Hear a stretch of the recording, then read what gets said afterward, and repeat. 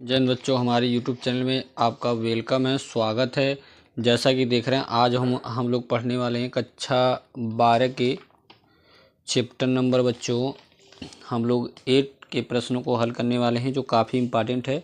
समाकलन के अनुप्रयोग।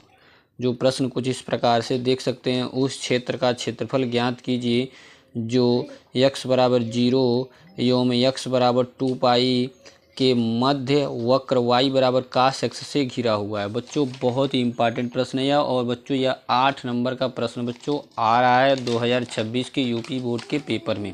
ठीक है, तो वीडियो स्किप न करके वीडियो अवश्य एंड तक अवश्य देखेंगे। ठीक है, तो चलिए लगाना स्टार्ट करते हैं।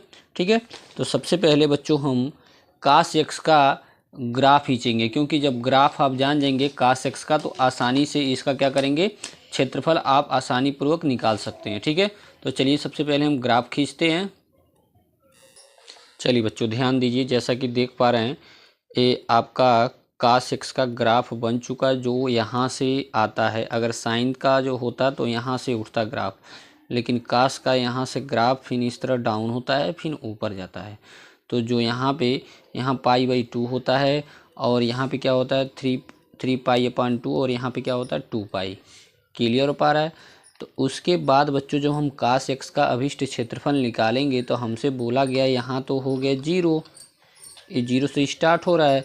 तो पहला जो लिखेंगे हम बच्चों कि यहाँ पे पहले लिखेंगे पाई/2 से 0, फिर डाउन हो रहा है तो डाउन के लिए बच्चों क्या होता है माइनस का होता है, तो फिर माइनस में कास में हो जाएगा। फिर आप लिखेंगे 3 पाई/2 और लोअर लिमिट क्या हो जाएगा पाई/2। फिर लास्ट में हम क्या लिखेंगे पाई/2 से 3 पाई/2 लिखेंगे। क्लियर होगा, उम्मीद कर रहे हैं समझ में आ रहा होगा। चलिए लिखते हैं। तो हम लिखेंगे बच्चों अभिष्ट क्षेत्रफल। क्या लिखेंगे बच्चों अभिष्ट क्षेत्रफल।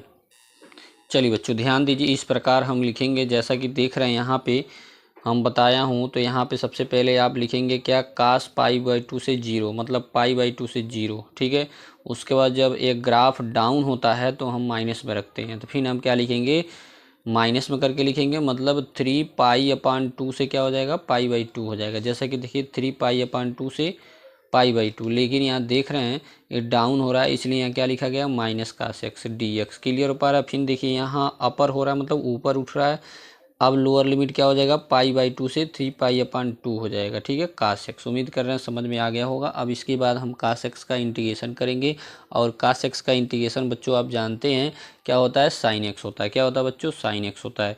चलिए इंटीग्रेशन कर लेते हैं। ठीक है, चलिए बच्चों ध्यान दीजिए, यहाँ इंटीग्रेशन हो चुका है। जैसा कि देख रहे हैं cos x का इंटीग्रेशन बच्चों होता है sin x। लिमिट हम लगा देंगे, अपर लिमिट पाई/2 से 0, फिर बच्चों माइनस बाहर आ गया, और फिर cos x का इंटीग्रेशन बच्चों sin x होता है। अपर लिमिट 3 पाई/2 से पाई/2 देखिए लगाया गया है। फिर यहाँ पे देख सकते हैं cos x का जो इंटीग्रेशन होता है साइन होता है। ठीक है, अपर लिमिट पाई/2 से 3 पाई/2।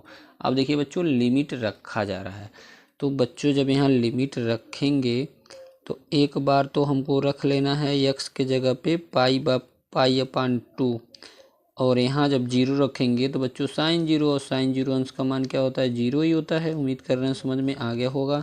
फिर आगे बढ़ते हैं।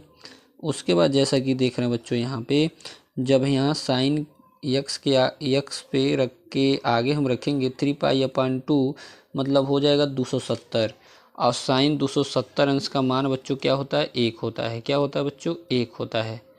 ठीक है, उम्मीद कर रहे हैं समझ में आ गया होगा। उसके बाद यहाँ पे फिर लोअर लिमिट जब रखते हैं तो बच्चों माइनस होता है। फिर यहाँ तो क्या हो जाएगा बच्चों 1 हो जाएगा। क्या हो जाएगा बच्चों 1 हो जाएगा। क्लियर है, उम्मीद कर रहे हैं समझ में आ रहा होगा। ठीक है, क्लियर यहाँ तक सभी स्टूडेंटों को। चलिए आगे बढ़ते हैं। चलिए हम बता यह रहे थे बच्चों कि यहाँ x की जगह पे पाई/2 रखेंगे तो यहाँ पे 270 हुआ। साइन 270 अंश का मान -1 होता है। ठीक है, क्लियर हो पा रहा है। और यहाँ पे रखेंगे तो पाई/2, तो साइन 90 का मान बच्चों क्या होता है 1 होता है। इस ब्रैकेट को क्लोज कर लेंगे। फिर आगे बढ़ते हैं। फिर यहाँ 2 पाई, तो 2 पाई बोले तो हो गया बच्चों 360, या साइन 360 अंश का मान होता है 0। ठीक है, फिर यहाँ लोअर लिमिट जब रखते हैं माइनस, फिर यहाँ 3 पाई अपन रखेंगे, 3 पाई अपन 2 तो हो गया -1। फिर ब्रैकेट को क्लोज कर लेंगे। उम्मीद कर रहे हैं यहाँ तक सभी को समझ में आ गया होगा। चलिए आगे बढ़ते हैं। फिर यहाँ तक ना होता है 1 होता है। फिर यहाँ देखिए -1 और -1 मिलके होगा -2। फिर बाहर माइनस है तो हो जाएगा +2। क्लियर है। और यहाँ पे -1 फिर -1 मिलके क्या हो गया प्लस का 1 है। टोटल जोड़ेंगे तो बच्चों कितना आ जाएगा 4। क्लियर है। यही बच्चों इस प्रश्न का आंसर हो गया। उम्मीद कर रहे हैं सब कुछ समझ में आ गया होगा। तो अगर वीडियो अच्छा लगा होगा तो चैनल को सब्सक्राइब कर लेंगे, बेल आइकन को अवश्य रिप्लेस कर लेंगे। ठीक है, फिर मिलते हैं नेक्स्ट वीडियो में बच्चों।